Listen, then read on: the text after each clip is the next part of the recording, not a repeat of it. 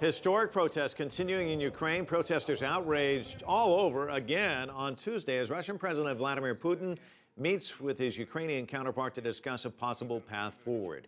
They want President Viktor Yanukovych to enter a trade agreement with the European Union, but Yanukovych has made his own strategic pivot towards Moscow.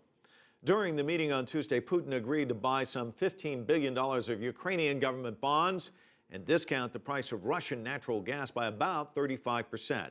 It's all to help prevent a possible financial collapse in Ukraine. Our Moscow correspondent, Daria Bonderchuk, has insight. After hours of negotiations behind closed doors, the Russian and Ukrainian delegations reached accord on some very sensitive issues. Russian President Vladimir Putin stressed the importance that Moscow places on its historic ties to Ukraine, reminding his guest, Ukrainian President Viktor Yanukovych, that Russia accounts for 30% of Ukraine's trade balance. We've witnessed during the last 2 years a certain decrease in exchange of goods. Last year it was 11%, and this year an additional 14.5%. The time has come to take energetic measures not only to return to the level of previous years, but also to establish the conditions to move this issue forward. Putin and Yanukovych agreed to increase cooperation in trade and joint aircraft and shipbuilding. They also agreed to coordinate border and customs control and step up joint regional development. Perhaps most importantly, Moscow announced it will invest $15 billion in Ukrainian government securities. That should provide the cash-strapped Ukrainian government the funds it needs to pay around $17 billion worth of energy bills and foreign debt maturing over the next 2 years. A delegation from the Ukrainian Naftogaz company secured a deal for cheaper supplies of natural gas from Russian energy giant Gazprom.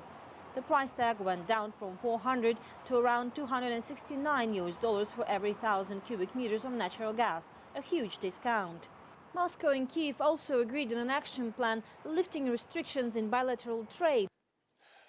We have prepared a plan of action for regulating economic relations, a two-way roadmap, so to speak. It will let us significantly improve our performance in this sphere, and its realization will bring tangible, positive results to entire sectors of the economy and our governments.